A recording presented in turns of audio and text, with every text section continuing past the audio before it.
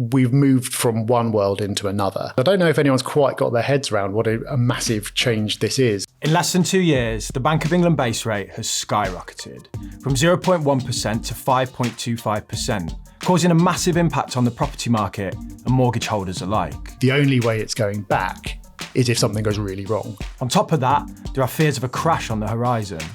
When you have a big correction in interest rates like we've seen, logically property value should correct downwards, but... And you might actually have a 30% crash in real terms already. If you wanted to buy anyway, it's good news. Do you think it's worth it, property investment in today's market? You need to be approaching it in a professional manner, even if you're not going to be doing it professionally. It's hard to think of anything less suited to be a get-rich-quick scheme. That's the real secret. Today's episode, we're joined by Rob Dix. So just to read off many of your accolades. So you're the host of the Property Podcast, which I think is the UK's top property podcast. We say so, yeah. I'm saying so as well. You're one of the co-founders of Property Hub and author of The Price of Money, How to Prosper in a Financial World That's Rigged Against You. That's right. We're going to split this into mortgages, the housing market and your forecast, and then we're going to look at the investment. Let's just start first of all with a general question, because I consume loads of your content. Property Hub, the channel, I love the stuff there. And like we were saying off camera, I like that you're a calm and reassuring voice within the space that I think centres around doom a lot of the time. Absolutely. Doom sells. Yeah, it does. But you do have some more controversial opinions as well, or more contrarian is probably a better way of saying it. Yeah. I'd like to ask what your most contrarian opinion is. Got loads of them. So the one that comes to mind is like, because I rent as well as being an owner, I'm quite pro more legislation to protect tenants, which really annoys landlords. I don't like that at all. And then at the same time, like people who are renting don't like me because I'm a landlord. So no one likes me, which is a shame because I quite like to be popular, but We I just like kind of you. offend everyone. Yeah. So your whole argument around rent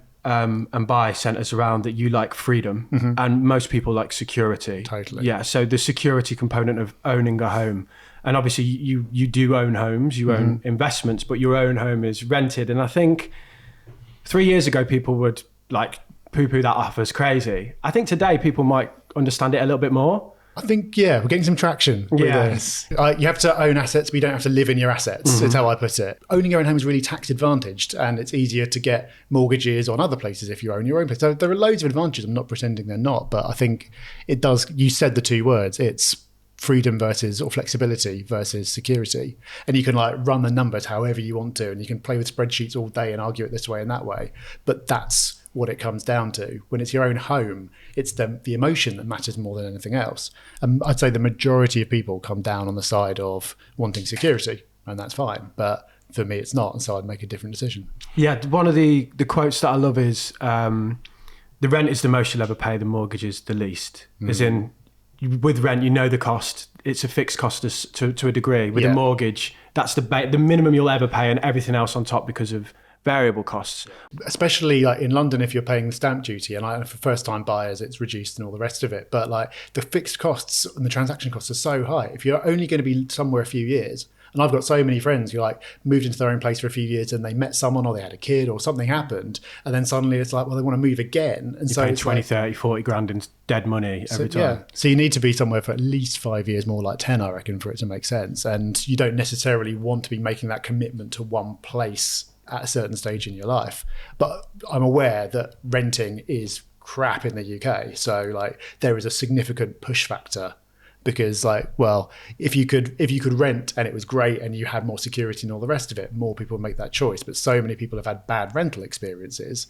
You basically go, well, that's terrible. Anything's better than this, so I'm going to try and buy somewhere. So you've got a mortgage and you also rent, but you live in your rented house. Rented property. Did you get your mortgage first and then rent, or did you do the other way around? Yes. So getting a buy-to-let mortgage to buy as an investment without owning your own home is tricky. I think it's possible. There are some lenders who do it, but it's hard. So I did own a place, and then I sort of got up to a certain point with my investing then, and so now it's not an issue. But if you were just starting out, it is hard to go and get a buy-to-let mortgage without having a residential mortgage first. Yeah. Okay.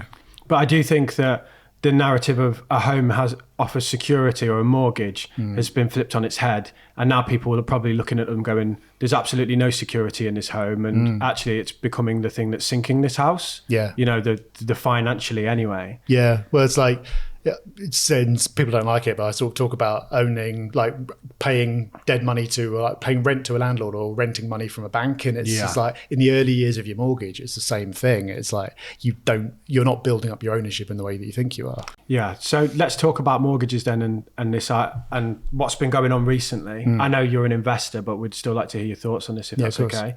The hard fact is about 100,000 people a month are coming off fixed rates, which means they're entering a position of, in a lot of cases, the amount they pay is doubling because they're going from, say, 2% to 6, 7, whatever the current rate is at the moment. What advice do you have for people in that position facing that change in financial circumstances? As you know, there's not an easy answer because I think there's been a couple of times over the last year when the mortgage market has just like gone crazy. There's been an event, famously the mini budget, but then we saw another one in June or something where there was a certain inflation surprise. Yeah. And so suddenly mortgage rates spike temporarily, products get pulled, they come back slowly. And it's like at that time, it's just like, well, if you can just hold off like a couple of months, then things are going to get better than they are. Now we're at a point where it's like, things might get big, rates will come down probably somewhat from where they are, but they're not. If you borrowed at 2 and now you're getting quoted 6, it might come down to 5, might come down to 4. It's not going to go back to 2 again. No. So people are going to be paying a lot more than they were, and there's not really much of a way around that. What timelines do you foresee around the rates coming down? You can't ask that question. I was literally about to say, this is not financial advice. No one make any decisions He's had based 3 on hours this. sleep and putting him right on the spot. I've tried predicting interest rates before. It doesn't go well. But I would say my guess, and it is a guess, it's not a forecast, it's a guess. This is a forecast. Write it down, everyone. Put it in bold. No, I think the most likely is that rates will drift downwards over the next year. Somewhat, but not well, we're not going. I think you need to realise we've moved from one world into another, and that world was not normal. You know, it was not normal. Zero rates. I think the long-term average is much more closer to 4 or 5% than it is 0. Obviously, it felt normal because we had it for 14 years, and so a lot of people growing up not knowing any different. But it wasn't normal. It would have been better, I believe, if we'd gradually increased rates over that period of time, rather than suddenly going snap from 0 to 5 or whatever. But that's the way it is. And so the only way it's going back is if something goes really wrong. Yeah. So if the economy collapses again, then rates will come down. But otherwise, this is back to normal now. So you're looking at rates, call it in the 4 to 6 band rather than the 2 to 3 band or whatever we had in the past. Yeah. And it's a bitter pill to swallow, isn't it? That this is the way it is. So should people leading up to that be trying to overpay their mortgages, or is there any solutions beyond just swallow the payment? Well, I think what people will probably end up doing is extending the terms. If you come to remortgage, you'll know the stats probably better than I do, but the proportion of terms of over 35 years has absolutely exploded over the last year, because that's how you make it affordable. So if you're in a position to, when you come to refinance, extending is one way of spreading it out, which obviously means you end up paying more interest over the long run, and it means you've got your mortgage for longer, but it does make your payments more affordable than they would otherwise have been. Can you remortgage at any time? Not always. We'll normally take out a fixed rate for some period, and again, normally within that fixed rate, there'll be some kind of early redemption penalty. So if you take out a 5-year fixed rate and you really want to switch the next day, you can, but they're going to charge you, call it 5% of the loan or something, so no one does it. Yeah. So for most people, windows of opportunity come up every so often. Yeah. As someone I know that you're very aware of inflation and the impacts in terms of real terms. How do you view extending a mortgage by 5-10 years? In a normal inflationary environment of say 2 to 3%, even though you're paying more interest, it's going on for longer. Actually, that might be a good thing. Yeah, I think it's really easy to make that argument if you're as an investor. So if it's a buy to let, you go, well, my mortgage is being paid by the rent's covering it anyway. The real value of my debt is dropping over time. So just let it run. It's all good. But I think for your own home, it's a slightly different argument. And also, again, it comes back, so many people just want to be mortgage free. Yeah. That's their aspiration. So going like, oh, well, now that's another 10 years further away. That even if like it might make all the financial sense in the world, but it still doesn't feel good. Yeah. And I think people need to look at their finances today and go, if I can't afford the payment, then that's an option, you know, rather than going, well, I wanted to be mortgage free at this date and this date. You know, you sort today's financial issue out, and hopefully over time your income will grow and you can pay more down. Yeah. How much difference to a payment would you say that it would make? I know, again, it's going to be really hard, but... It is really hard. But so like I said, in the early years of a mortgage, you're not paying off much of the capital. It's low. The way it works is it's loaded. So you're paying more interest at the start and you're gradually paying off more of the capital over time. So if you can make a capital contribution, it will make a difference. You're paying off a chunk. That'll help. But how much? I don't know. You need to either use a calculator or ideally work with a broker to figure out, like, say you've got $5,000 or something. Does it make more sense to put that towards the mortgage or invest it in somewhere else or keep it in cash or whatever? Yeah. And then what about the buy-to-let space? You know, how are you seeing landlords approaching the same thing? Because then the papers would have you believe that everyone's just dumping their properties on, you know, are you seeing much concern? Concern, definitely. It's, I think for both groups, like, this is a huge shift. I don't know if anyone's quite got their heads around what a massive change this is, like going from a free money, zero interest rate world back to something normal, like within like a year, 18 months, like not just happening gradually. It's like it's big. And so the positive side of that is that it's not going to happen again. Probably, you're not suddenly going to see rates double from here again. So it's like, over like in a few years' time, everyone would have adapted to it one way or another. Everyone's expectations and payments and everything else would have readjusted, and that shock isn't going to repeat itself. But everyone's just feeling their way through this period. And from an investor's point of view, I think because of what we do and our audience, we tend to encounter people who are earlier on, who are younger, who are approaching it in a fairly professional kind of way as investors. And so they go like, yeah, okay, this is not what I would have wanted to happen, but at least you could say, well, it's happened. When you're borrowing at 1.5%, you knew at some point they were going to go up. And it's just like, well, now it's happened. So you've dealt with it. And over the long term, they still feel positive about property.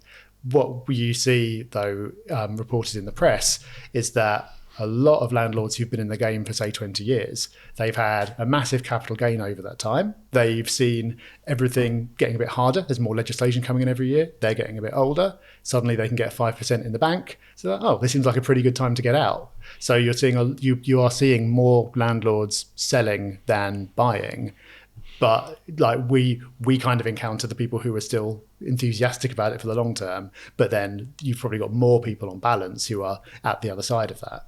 Plus you've got accidental landlords as well. Whereas like if you've just inherited a property or you used to own a home and you moved out or something, because you didn't sign up for this whole journey, again, it's more likely to go, yeah, this seems like time to get out. Yeah, it's in a way it's nice to kind of cut your teeth in a hard market because when the wind blows the other way, like you're well placed. Yeah. You know, I started my YouTube channel in 2020 and it was like shelling peas for finance channels essentially. And a lot of the competition then died when the market got tough because they just thought that was normal, if that makes sense. Totally. And I guess, you know, everyone would like free debt, but if you can find properties that stack up at 5 to 7%, they're definitely going to stack up at 4, 3 or whatever the other way. Yeah, totally. Yeah. So I want to now put you on the spot again and look at the hat trick. Yeah, where the market's good. Whether you get a property expert on and people just want to know, what should I do with my mortgage? Should I lock it in? Should I do this? The standard variable rates are obviously one option. Mm-hmm. How should people navigate those then, where's they're coming off? And then we'll move on to your general thoughts on the market instead. Yeah, I mean, I think, like I say, there have been a couple of times over the last year where it's just like, if you can wait, it's better to wait, because this is like a crunch point. You just have to wait for things to settle down. But now it's just like, well, what are we waiting for at this point?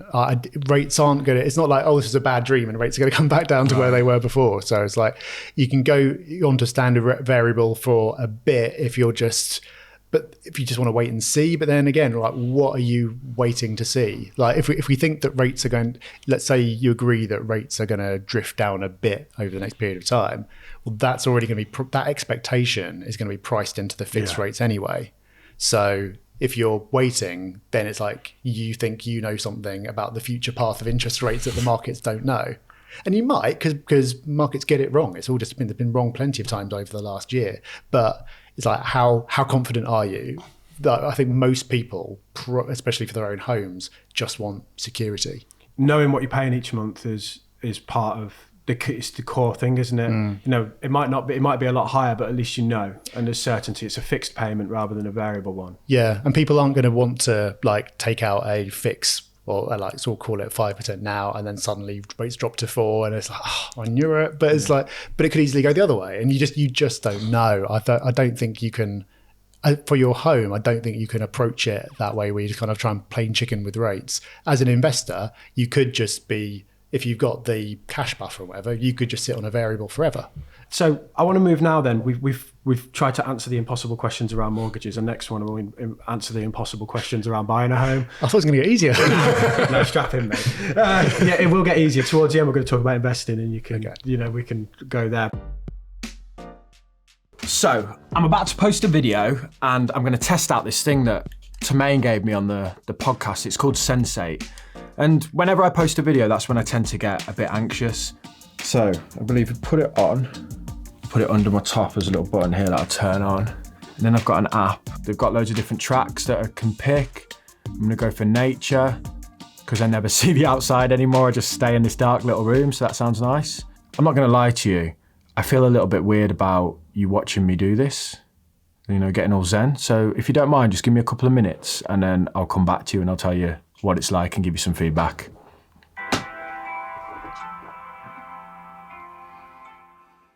Hello. So I've just done that for 10 minutes and I feel noticeably calmer.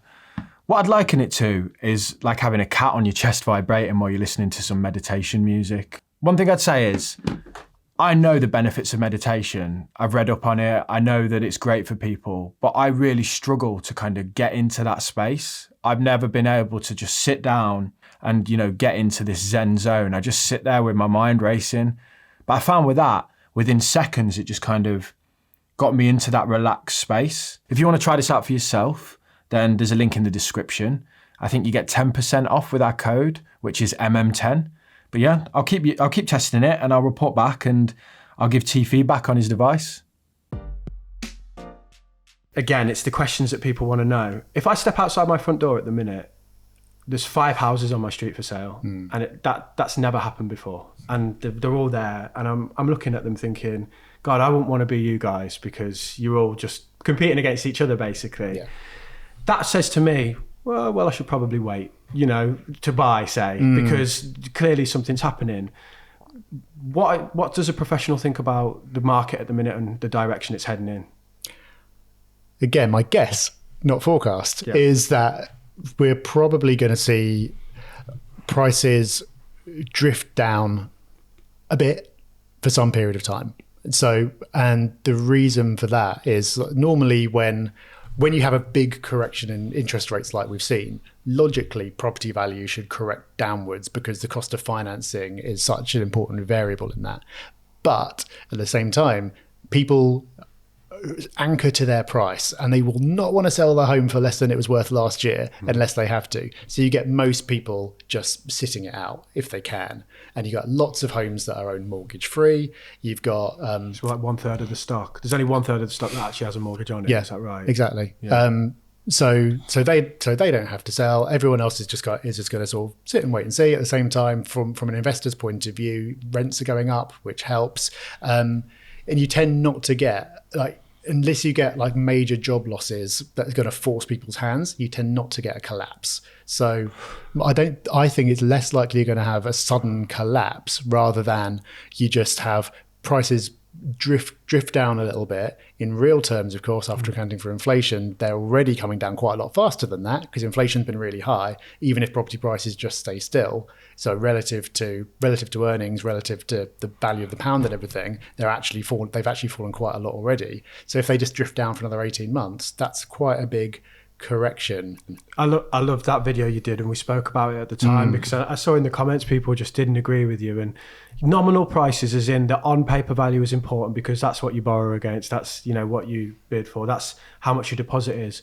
But the inflation point is really important. And just to clarify, so people get the point, if you've got £300,000 sat in a bank account and inflation is 10%, you're losing 30 grand a year in spending power. It's the exact same for a home, because the home is essentially a savings account, isn't it? If you've got £300,000 worth of equity or value in the home, if inflation is 10% and the price stays the same, you've lost 30 grand in spending power there. So you're basically saying, add that real impact, the inflation adjusted impact plus the nominal, and you might actually have a 30% crash in real terms already. That's like a professional opinion on it. Do you think the average investor or home buyer is thinking like that, or they're thinking no, it's a buyer's market, or they're thinking it's a seller's market? Professionals are thinking like that. You're the only person in the country that's seen make a video on it. Yeah, so I don't know. It just seems obvious to me because of the way we think about it. But then that doesn't mean that no one else is thinking about it. Your homeowner isn't thinking about it that way. And it is still a buyer's market. You still wouldn't want to be selling your house in this market regardless, because again, the only people who are selling now are because they have to. Yeah, so when he says he's got 5 houses on his street, I'd be like, oh great, I can go to all of them, make an offer, and then kind of pitch them against each other to try and get the best deal. Yeah. So for the average person, is now a good time to buy, or do you think next year, 18 months down the line would be a bit better? Again, coming back to the point about your own home, I don't think it's wise to try and predict the market when it comes if you want to buy a home, you don't want to buy just any home. You want to buy the one that you want to live in for at least 10 years. So if that home becomes available and you can afford it and the price is okay and everything else, why would you just say, I'll see if that's still on the market in a year's time, just in case? It's I know people do think about their homes as a financial instrument because it is a big investment and all the rest of it, but it's also where you live. And so I was it's good news if you wanted to buy anyway, it's good news that suddenly a load of your competition has disappeared. So that's great. It's better time to buy now than it was 12 months ago. Absolutely. Yeah. And it might be better in 12 months, but right now is better than it was 12 months ago. So 12 months ago, people are looking for a house and then they go and view it and it'll be gone already straight away. Isn't it crazy that in that there's that trend in lockdown of mania, full and final before you've even viewed it. And people are happy to buy, but now the market's a bit like this. They're like, I don't know if I should. It's like you're buying it when it's going up, but it's the same with the stock market. People are happy to buy when they're going up, but when it's dropping, they're not. And it's the same with selling. There's lots of investors now who I wish I'd sold it last year, but then last year they wouldn't have sold because the market was going up. So why would you sell? But then now the market's going down, so they're not going to sell. It's well, you're never going to sell, are you? Yeah, and calling tops and bottoms in anything is almost impossible. It's are you happy with the price, both on exit or on entry? And can I afford it if I'm going into it? That's why when we talk about investing, we're always talking about the long term, always, because over the long term, most stuff sorts itself out. Will property prices be higher or lower in 20 years than they are today? They're pretty likely to be higher because of inflation. Even if it's nothing else, because of inflation. What they're going to be in 2 years?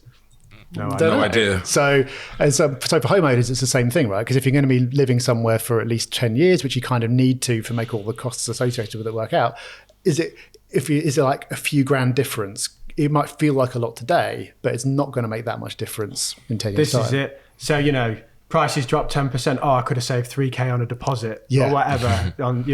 That won't mean much in 30 years when the house prices have doubled again. And you're like, I'm so glad I bought it then. That's it. When I sold investment properties in Manchester, and I was part of that boom, and there was lots of serious Arab funds and stuff coming in and buying. All of the really serious investors all just said, I just wish I'd bought as much as I could in the past. They were like, I dilly-dallied on stuff and whatever. I was like, I just wish I'd bought more, than I did then than I do now, because it all would have gone up by ridiculous amounts. Definitely. It's really easy to sit around being blasé about it here because it's all an emotional thing. And so it's really hard to actually do it. But I think the cold reality of it is that, I was going to buy an investment property in my area just before first lockdown, and the market was pretty manic, but it fit my needs. It was a 2-bed, it was going to be serviced accommodation. I went round it and the second bedroom was just a bit small, and then it was just racked my brain. And when COVID hit, I was like, cancel it. I then stuck the money in the market, the whole lot, like bought like, you know, a few shares and made 40% in a few months because of that. To me made sense. But property, I was so apprehensive because I was like, oh, what if people don't like it because there's only like this much either side of the double bed. Whereas looking back now, I would have made a killing if I'd have bought that at that time, you know? That's interesting, because I think I've got this theory that like people are almost like either shares people or property people. There's like either they can't take the uncertainty of the stock market. You can see the price every day, or they can't take the fact that with the property it's so illiquid and you're so locked in and everything else. But you seem like unusually comfortable with both, including the volatility of both. It's just portfolio. It's just an overall portfolio, and assets to work and diversification is how I see it. So I don't. It's why I buy cryptocurrency. Do I think that? I don't believe the hype, but what I believe is that I don't know what's going to happen, and it's good to have an allocation, irons in the fire, schmuck insurance almost. Yeah, you know? Schmuck insurance. I like that. Yeah. So, and with property, I recognise that it has a unique benefit of leverage that I don't get with it. I don't get within my ISA and my tax advantaged accounts, and I can't replicate that. So that's why it's attractive to me. I'm not. That's what I said about you. I like you, and the reason you're here is because you're not like a maximalist, if that's the right word. You're not like property's the only thing and everything else is a scam. You view it as like this whole picture of it's just another asset. It's the one I picked. It's the horse I rode in on, and here I am today. That's it. It's very easy but when people have had success in something, to go, I was successful with this, therefore everyone else will be as well, even if it's a different time and everyone's situation is different. But no, reality is like, if you own anything sensible for a long enough period of time, it's going to be all right. It doesn't really matter what it is. Yeah, they're all just assets as such. Crypto might not be sensible. We won't be the schmucks. But yeah, so that's always how I viewed it, and I've liked it. I mean, I grew up on Sarah Beanie and The House Doctor and things like that, and I think we're a whole generation that have just like become enamored with property and that from those shows. Totally, yeah. And that's what I think is quite good about property. It's almost like a gateway investment. It's like everyone feels comfortable with it. It's easy to understand. It's far less intimidating, I think, than stock market investments or other investments for people. Do need a lot more capital though. Oh yeah, totally. Just that little barrier of entry for some people. Maybe because I came at it the other way, but I think it's well more intimidating because of how illiquid it is. Yeah, me too. Because you tie up, like my friend bought a house in past southeast London somewhere, held it for about 8 years, and he's just recently sold it, and now he's renting in Putney. But like for him, it was like a big deal buying it. But then once he's like, I'm so broke, I can't go out for drinks. He used to be buying all the drinks, partying, and now he was like, look, I've got my mortgage. You guys come to my house, we'll drink at my house. So like he stopped going out, and now he's in Putney. He's like, I'm liquid again after 8 years. So it does tie up a lot of your capital for like quite a while. The one benefit of my ISA is like in my phone, I have like the ability to just exit that at any point, withdraw it tax-free, and anywhere in the world. Whereas with a property, I can't do that, can I? It's a benefit, but it's also a danger because you can do silly things. And I think one of the reasons that people have success in property is you can't do silly things. Like if you go like, oh no, it's a disaster market's going to crash, I need to sell. Well, then you need to do fill out all these forms, go and talk to an estate agent. 6 months later, you still need to be going, no, the market's going to crash. But most people like take it. Somebody fucking take otherwise it. You'll have that emotion for an afternoon, and then like go, that's been my downfall. I'm like, let me sell this and buy this, and I'm like, why did I sell that and buy that? That was not the best decision. But sometimes you get a nice timing, like when the market crashed in COVID, and I bought loads of airlines. But other times I'm like, oh, I'll buy this crypto, and then it crashes, and I'm like, I probably should just held on to left in the ISA. So it does have its benefits and flaws. But everyone always goes, all the property guys just go bricks and mortar, money and bricks and mortar. It's the safest thing. So I do see a lot of property maximalists out there. So are you not concerned about a crash? Let's say property prices drop 20 or 30% tomorrow. 30%.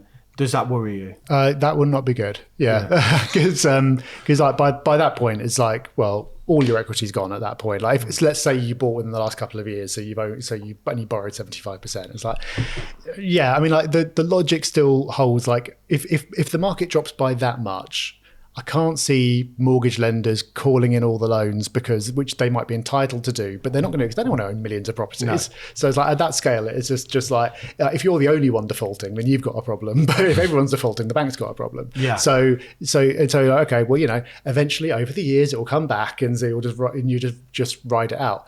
But you still don't want to actually go through that experience. If the air comes out a bit for a couple of years, and so you have this sort of like this real terms correction, I think that would be the best result for everyone, because everyone talks about how unaffordable properties become, etc. So if it just quietly like becomes more affordable in the background relative to earnings without anyone really noticing, that's probably for the best. It'd be quite a magic trick, wouldn't it, for prices to normalise, incomes to catch up, for us not to really lose much nominally on paper, and for actually then a load of buyers to be like, oh, I can get involved in this, and off the prices go again. Then exactly. It'd be like the perfect crash in a way. Absolutely, yeah.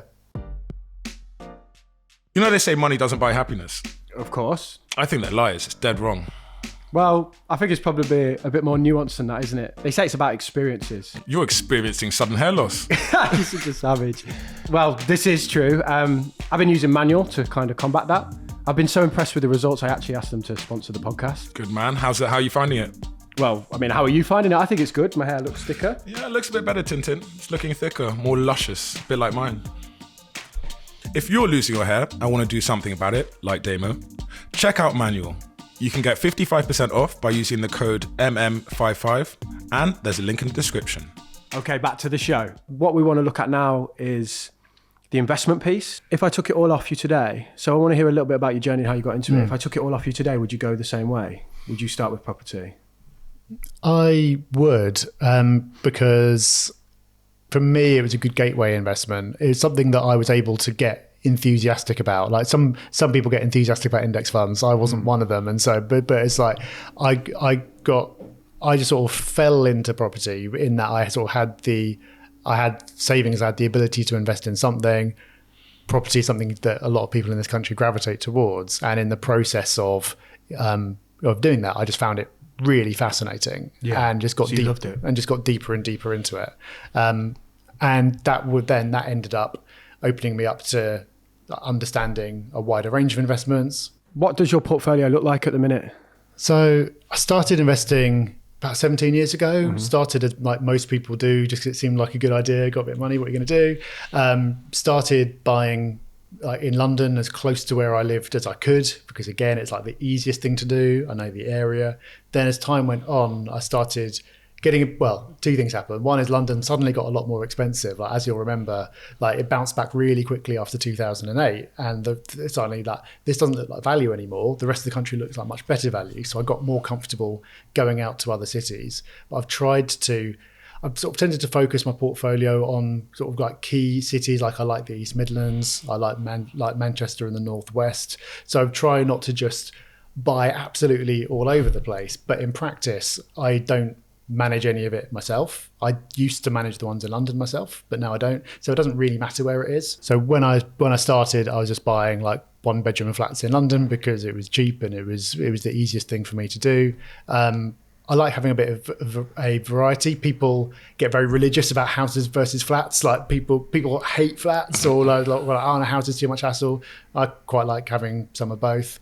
And recently, I buy everything through my company because it's the easiest thing to do. Like we find investments for others, and so it's easiest to just kind of take my pick from what comes through. And it's not all of that. A lot of that tends to be off plan. So like you do have to be careful when buying off plan. So if you're going and doing it, it just means before it's built. Exactly. For people who don't know. Yes. I used to sell them. Yeah, I worked for a company called Night Knocks. Yeah, we did a lot of developments in Manchester. There are things we've done a video on it. There's things you have to be aware of if you're doing it yourself. But so now that's where I get my properties from. So some of them tend to be off plan, but I don't have strong opinions for it. Like you don't. It's hard to get diversification in property because you're not going to own hundreds, and so like I try to get what I can. Do you think it's worth it now, starting from nothing, property investment in today's market? Over the long term, yes, I think so. But I'm aware that for a lot of people, it's not an option. Like you said, the capital you need to get involved is so high. Like you probably, to get into property investment today, you'd be looking at needing at least 30 grand at least. And that's a lot. It is a lot. So for many people just aren't going to have that choice. But if you did, those like you just inherited a load of money, then I wouldn't say, yeah, property's the only thing. It has to be that. But again, it's just like you've got the advantage of being able to use leverage, which introduces risk, but also upside, and so yeah, over a long enough period of time, it works. But I do think you need to be going into it seriously now in a way that you didn't when you could we started accidentally 10 years ago. Yeah. So you mean do more research, or? Yeah, I mean a few things, I suppose. So definitely more research. It used to be like, the dinner party landlord people talked about. People would sort of see the house on the next street had come up for sale. They go, oh, I've got a bit of money. This seems like a good investment, and they'll go and buy it, and then they'll talk about it at dinner parties, and the property market's going up, and everyone's feeling really happy about themselves. You used to be able to do that, but now because of not just the amounts of money involved, the tax situation's got a lot more complicated. The legislation has got a lot more complicated. I think it's now less appealing to just go and buy a property, like when you're not planning to take it seriously. I think if you're going to be doing it, you need to be approaching it in a professional manner, even if you're not going to be doing it professionally. And ideally, you want to be, I think, having the idea that you could build up a portfolio of properties over time. You might not be able to afford to go and buy multiple in the first year or 2 years, but we'll get to that point, because then it's worth going through all the aggro. Because if you're going to go and buy, rather than going and taking 50 grand and putting it into an index fund or a whole group of index funds or a whole group of different asset classes, and so you're spreading your bets. If you're taking that whole 50 grand and putting it into one asset, you better be pretty sure it's going to be a good asset. So you need to be able to go and do the research. You need to make sure that you are complying with the many, many, many things you need to comply with. Even if you're using a letting agent, you're still ultimately responsible. So you need to know if they're doing what they're meant to be doing. So there's a lot to it. So I think it's like, if you're just going like casually, it's a lot less attractive. But if you're going to be doing it to build a portfolio over time for the next 20 years, potentially to pass on, then it still makes sense. So do you think it's viable now, today, for people to just own one or two investment properties? I think it's viable. I think it's less appealing than it used to be, because there is more hassle that comes along with it. The tax situation forces you to make a decision at the start about whether you should buy individually or as a company. That in itself is a roadblock, because you're just like, I have to get this right and I don't really know. And then once you're into it, there's a lot of legislation. And I think there's a difference between, am I going to have one and that's it forever, or one, but I reckon, in another 5 years I can get another, then another 5 years I can get another. I think if it's going to be like one and that's it forever, I'd question whether all the effort that you have to put into research and everything else is going to be worth it. Would you recommend anyone to, for people just starting out first property, would you recommend they get any support, advice from anyone in particular? I think if you can, there's so much free information out there now, which there wasn't when I got started, which is great. The danger is there's lots of free information going, oh, it's easy, just do this, buy my course, etc. So I wouldn't pay for any education, mentorship, anything else, but use all the free stuff. That's great. And if you can find someone who's done it before, then that's great. And then also, you're going to end up working with a solicitor, probably working with a mortgage broker. If you're using a mortgage, I'd say you definitely should use a broker rather than trying to do it yourself. Maybe you'd want to get the property managed to start with, and just use the knowledge of those people. If you use what you've learned from the free stuff to then go out and find good people and pick the right people, then you can use their knowledge. And professionals are quite happy to share what they've learned. What do you see as the benefit there of a portfolio? So 1 unit versus 10, what economies of scale, or what is happening in that growth that means that you think you need to plan for 10 almost? I wouldn't say necessarily plan for 10, but I think it's getting a return on effort, I suppose. If you learn everything that you need to learn and it's just for one, then I don't know. Do you think that your return is going to be that much higher than from an investment where you could just press a few buttons and it's done.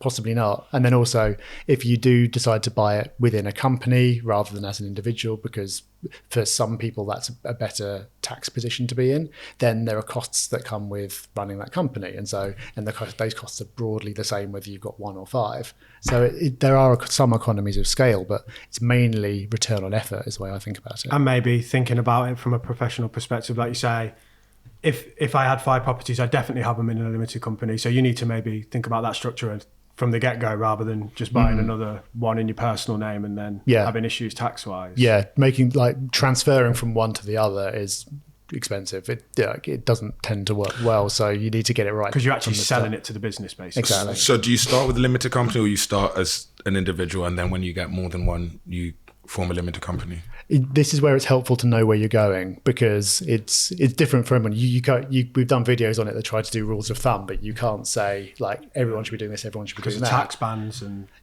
but if you go like, okay, I think that one day I'll probably want to have 4, then if you can talk to your accountant about that and sort of like have that idea coming down the line, that might guide them one way rather than the other. I have a question. I live in London. If I wanted to buy my first property, but I want to buy somewhere like Manchester, Newcastle, Durham, somewhere where it's going to be substantially cheaper. Yeah.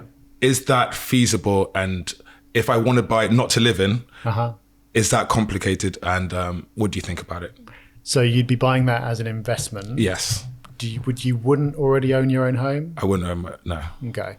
It's tricky. Yeah. I wouldn't say it's impossible, but it's tricky because of it's much harder to get a mortgage if you don't have a residential mortgage already, which is going to be a pretty major factor. But even if you said you weren't going to go, if you say you weren't going to use a mortgage, you went to buy it all in cash, then you could do it. Like in that case, we have clients, and I hear from people all the time who'll go and buy properties in areas that they have never lived in. It's not there, and they might live hundreds of miles away, but they've gone through the research process. And you'd have to do more research. Like if you've grown up in a certain part of London, then you'll already know what's the good areas, what's the not so good areas. I mean, I have lived in up north. I went to uni there, Manchester, Durham. So I've spent time up there. I know the areas that I would be looking at. So it's not completely random. Yeah. So you're still starting from a place of some knowledge. You just need to build that knowledge up. How can you do that? Is it pure numbers, or are you like driving the streets and taking a look? Because you never know places until you live there, right? I think there's a few different layers to it. So you could start by just like messing around on Rightmove and kind of getting a feel for like, well, if you could just all look at it on a map and go, oh, well, it's more expensive here than here. Why is that? And start to build up a picture. There's tools you can use to kind of look into the demographics of an area and stuff like that. Going on Street View tells you a lot. But then eventually, like that can give you a pretty good grounding. Online communities, like if you put an area and plus Reddit, that you'll often find stuff about it. But then there comes a point where I think it's sensible to go there and just spend as much time, get the vibe, meet local agents. Letting agents, I always think, are a good source of info, because like estate agents are always like on about the positive. They're normally trying to sell you something. But I've in the past gone to letting agents and said, I'm looking to buy something. If I find something, then I'll let it out through you. It's really hard for them to get new business, and so often they'll be willing to help. Okay. So you just have to go through that process. You can start online. It normally ends like by going and doing it in person. And how are you qualifying an area prior to Street View and like getting into the area itself? How are you going? Okay, Derby, Nottingham, 2 places I've heard. You mentioned Manchester 5-10 years ago. How are people? So I think there's a couple of different factors. Partly it is just like there are plenty of perfectly good places to invest. There's always going to be random reasons why you go for one or another. Like if it's easy to get to on the train and another place is really hard, you're probably going to go to the easy place. And so you're not going to truly have the choice of the whole country. But then within certain areas, I'm sort of looking for things like you can go on or like Home Track, which is a website where you can sort of like, they compare different cities. You can see how fast cities are growing, like what they've done over time. You can look at like what yields you're getting. So like obviously the return you're making on investment in London is super low at the moment. You don't necessarily want to be going to the place where they're the absolute highest, because that can often not be a good sign either. But if you can find somewhere where it's just like, this is like this is a quality investment. It's a growing area. There's investment going in. You could see why this area is good now. It's going to get better. There'll be plenty of my choice of tenants who I can rent to, and you can go and buy something that's quality and make a reasonable return on it. Then that's the kind of area I'd be looking at. Define quality. What do you mean by that? Yeah, it's quality. Just like everyone's going to have their own idea. It's not a bad idea to think like, well, who would I want to rent this property to? And so like, well, is this the type of property where a working family is going to come in and go like, wow, this is great. It's a nice place. It's got ideally something unique compared to other places around it. Because if you're just like competing with everything else, then that's not so good. Like a bigger garden, 2 parking spaces on the drive, something like this. Exactly. Yeah. Something that elevates it. Or if you're buying in a development, like, is it there's a place in Derby that my co-host and I both invested in, because like the nature of it is like it's the best investment it's the best development in the best location, and because of the planning laws around there, nothing else is going to get built around there. So feeling good about it. In your experience, what have been like the best types of tenants for your portfolio? You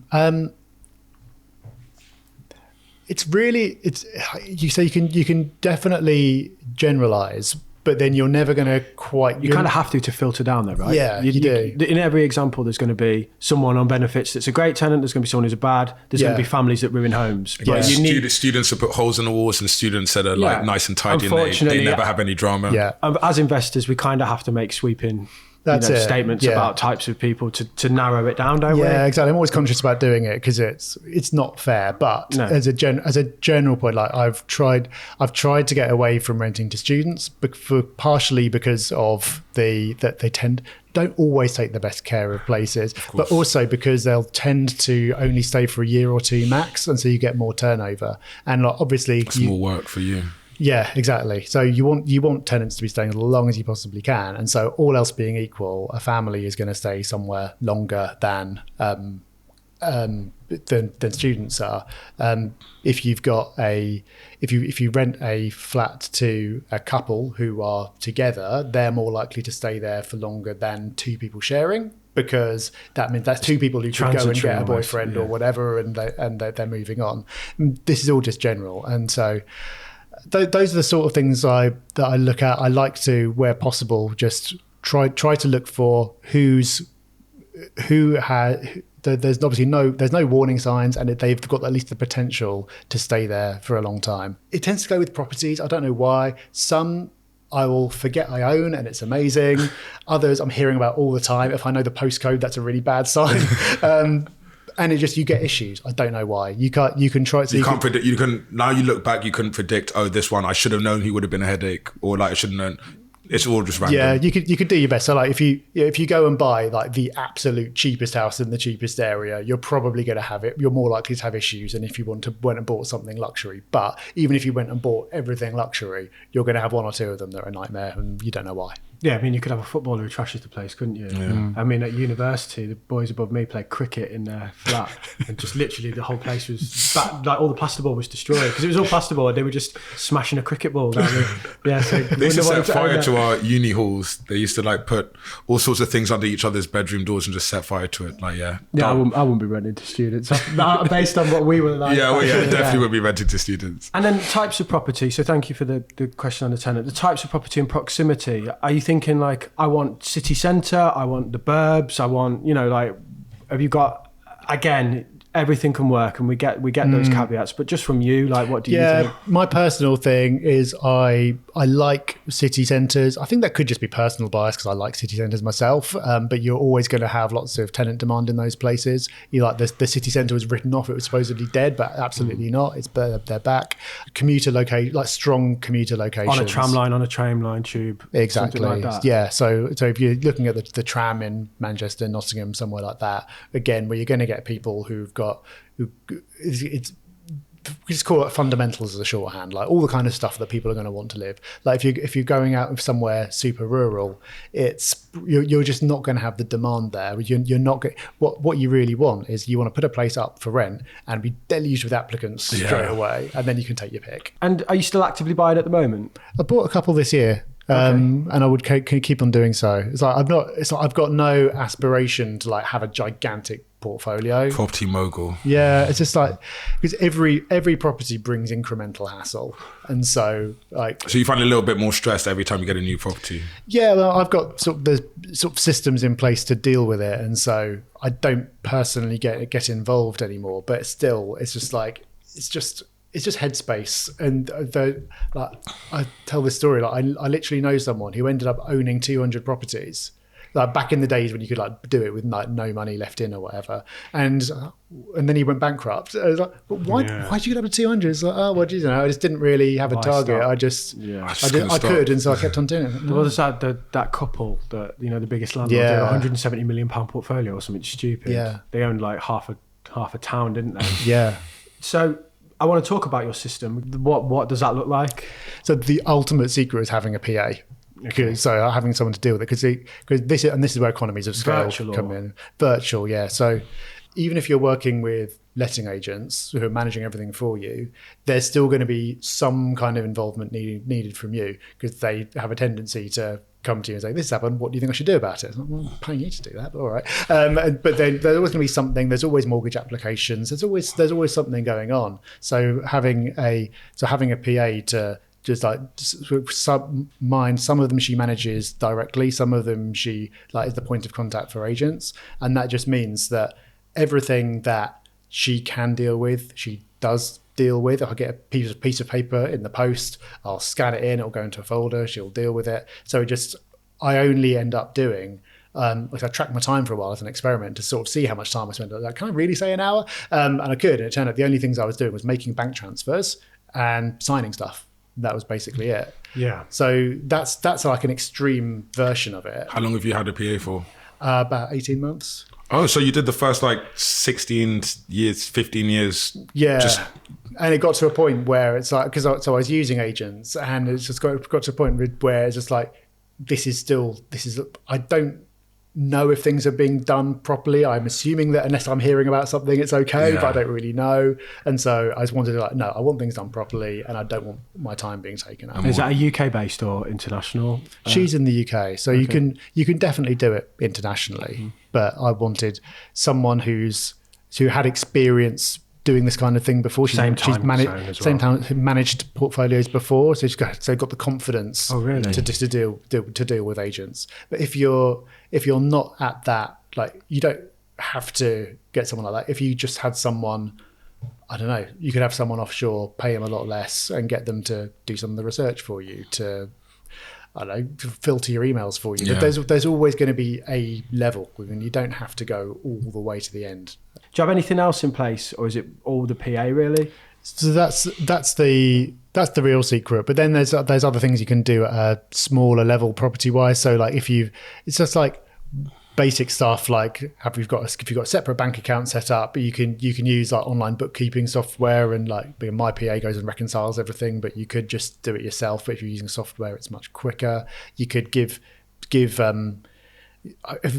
you're not going to be managing it yourself, picking the right agent is really important. I have no idea how you do that, because I used to work with some terrible agents that looked like they were good on face value. Yeah, the general rule of thumb that doesn't always work is like local specialists are better than the chains. And if you've got someone like a one-man band, like that, like a boutique. Yeah, so like let's say you've got someone who started, like maybe they started investing themselves 20 years ago. They got up to 20, 30 properties themselves. They put all the systems in place for themselves. Then they started taking on other people's, and then maybe now they've got one or two people working for them. So they know the area backwards. They do everything properly. It's not fail safe, but if you can get someone like that, rather than whoever like puts a leaflet through your door saying, "Oh, I've got tenants waiting," and all it's the like rest a national company, or Do you invest in the stock market, or do you buy index funds, or how do you think about overexposure to property? It's a tough one. I think there's something to be said for investing in something that you understand. Yeah. And you can't be an expert in everything. Yeah. But then, of course, there is you could think about having like a concentration risk, but then as we've seen in recent crashes, like everything tends to be pretty correlated when things go wrong. Yeah. So I don't know. I wouldn't be overly bothered. I think more comes down to tax wrappers. Like if there's an argument for using your ISA for making pension contributions or this kind of thing, which obviously you can't do with property. So that might be, if someone's just piling everything into property and ignoring those tax wrappers, you might want to have a conversation from that angle rather than going like, you're only in property, therefore you're really exposed to one asset class, which you are, but yeah. You can't be overexposed on knowledge though, can you? Like you say, if you know it inside out, like, it makes no sense for Tiger Woods to go play tennis because he's overexposed to golf. So how long have you been investing in the stock market? I can't do maths today. So you can't count backwards? No. No, so hang on. So if I started around about 2012, I started getting more interested in the stock market, like reading some books and like trying to pick individual shares. My first few went really well, which is annoying because it kind of gave me the idea that I was good at it. Yeah. Later on, it turned out I wasn't.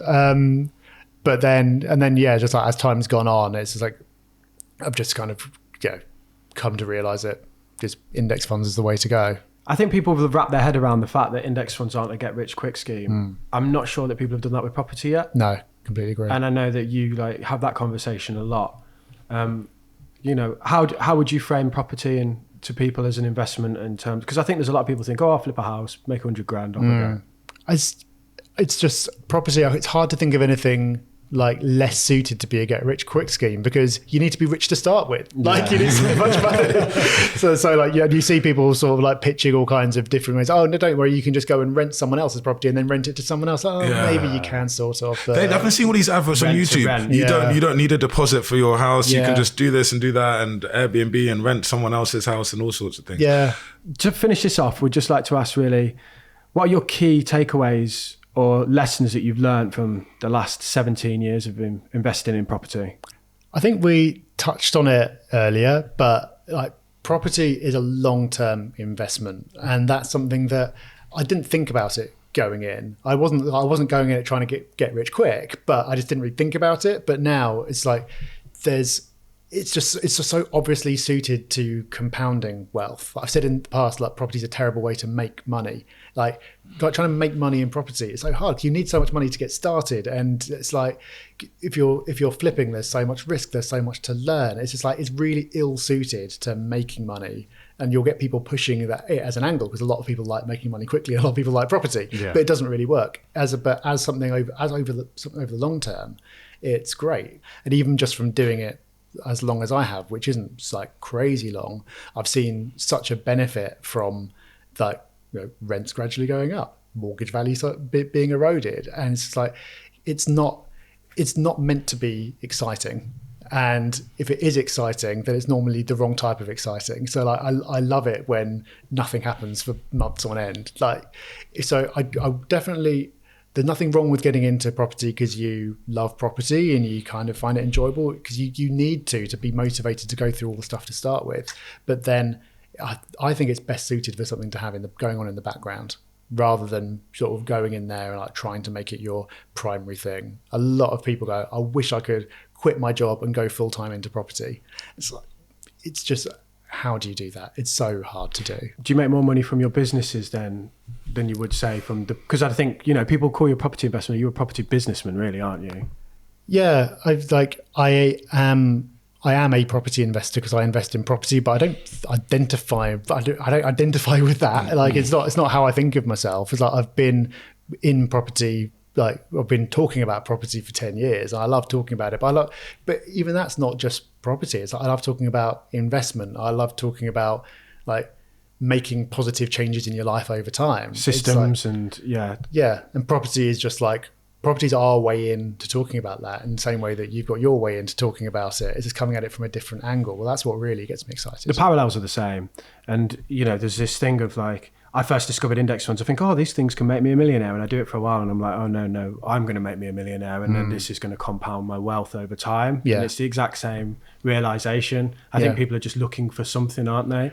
You don't make money in investing. You grow money from investing, whatever you invest in. So like get investing in autopilot and go and figure out how to make more money. Exactly. Focus on the things that you've got leverage in, or that you can control the levers, like making YouTube videos, or even being really good at your job and getting a 10% promotion so you can funnel more into your professional, your investment endeavors.